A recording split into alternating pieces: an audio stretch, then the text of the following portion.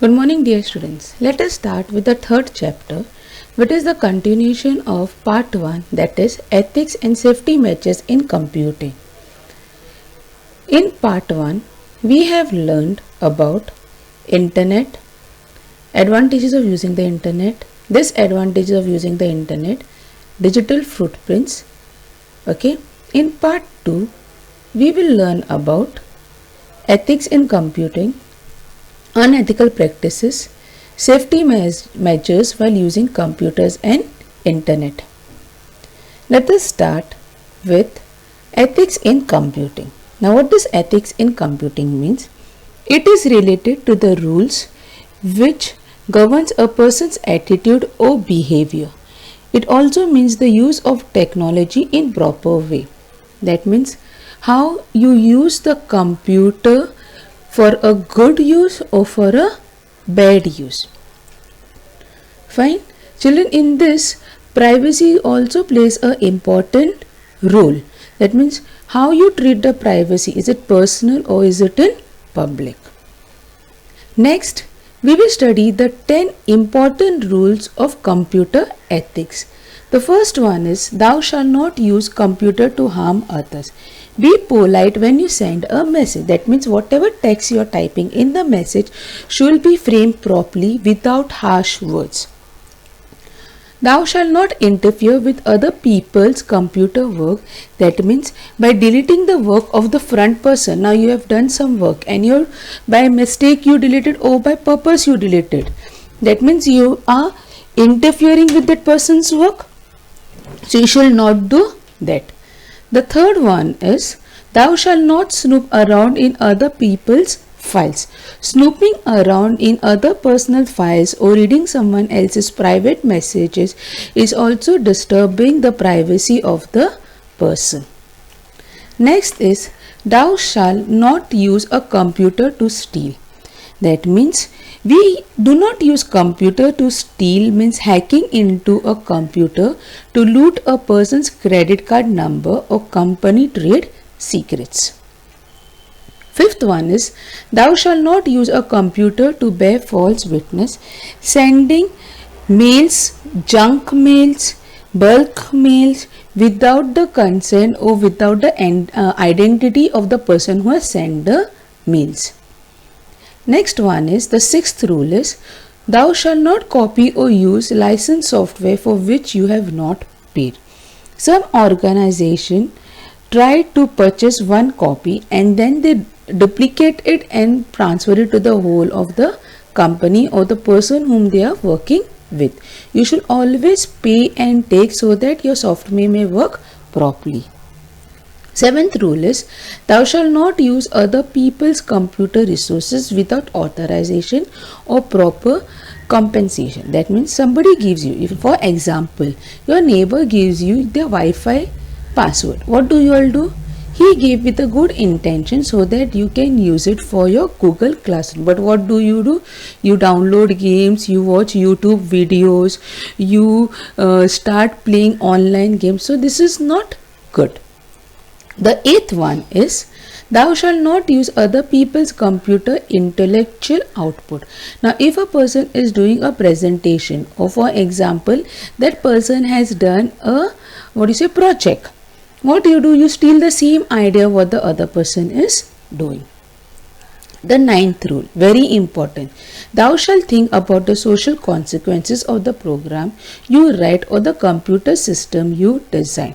Whenever you are doing a program or you are doing a software, rebuilding a software, always understand, will it be useful to the person who is using my software or my program?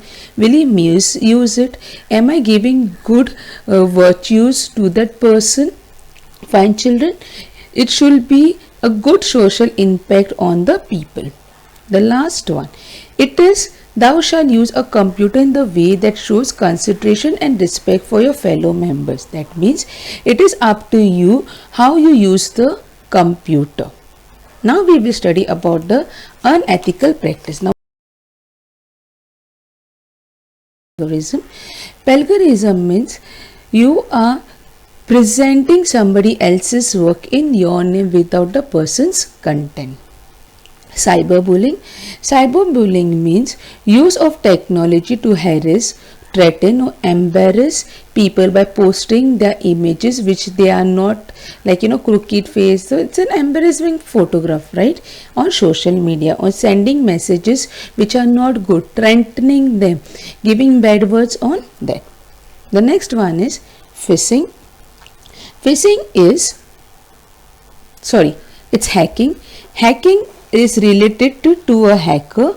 In this, he can change or destroy information by installing dangerous malware into your computer without the knowledge of the front person. Another one is phishing. Phishing is a cybercrime which targets are connected to emails, telephones or text messages to get information of personal information or your data or your images, banking, credit card details or password. Very important, children, whenever you have a password on your, or you're doing online shopping, always be careful when you're doing.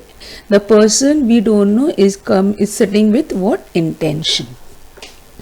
Next one is spamming. Spamming means sending unwanted mails to the another person. Now for instance, I am working in a school and I get a message of saying play a game. I'm working in a school, right? My email should be containing only school messages. That is the meaning of spamming. Software piracy. Software piracy means simply downloading or copying a program that a user is not paid for. That is your pirated videos. Next one is intellectual property right. Intellectual property right are legal rights that provide creator or an inventor for its work. For instance, we have all the patents, right? Then the design gets registered, your invention gets registered so that nobody else can use it. Now understand what is a copyright symbol. You must have noticed the symbol with a C and a circle in the books, magazines or your YouTube videos. This shows the material is copyrighted. That means somebody is the owner of the website or the magazine. The copyright symbol connects with a letter C in a circle followed by the name of the owner. Suppose if you try opening the copyright symbol or the person comes to know that you are using the video, it always shows that this video is no longer available due to a copyright claim by the company. Next, we'll study what are the safety measures for safe computing. Keep antivirus updated. Children, whenever you're using a computer or a desktop, always have an antivirus program in your laptop or a computer. It will save you from various virus attacks and threats. Always use licensed software. Fine, children? Create strong and secure password. That means you should have a password which you remember, not the other friends or your relatives. Download files legally. Always scan your attachment before opening. Now if you have an antivirus and you use a USB, a friend's USB, always scan it first. We don't know the file has come attached with what virus or what threats. Always scan your attachments before opening, that is your emails and all. Limit your social media uploads like images and videos. Children, always we do it. We get up in the morning, mummy has cooked something, we upload it on Instagram or we put it on Facebook or we make a video. Very big example, TikTok videos, which is banned by God's grace. But still we should limit. We don't know the front person may use it for even cheating you, as cyberbullying you. You have not done it, but still he can use some programs or softwares to use your photographs or your videos. Always reply to the trusted and unknown emails. For instance, now I am working with only say 9th ABC. Okay, these are my students and I have sent mails from 9th ABC students only. But some person who is, now suppose your parents, you'll reply to me but through your parents' email ID. I don't know your parents, but I know whom the student. If the student replies, I will open it. But if a parents reply to their email ID, I may not open because I don't know the person who has sent the message. Here we end with your lesson, children. I hope you have understood the lesson very well. Thank you.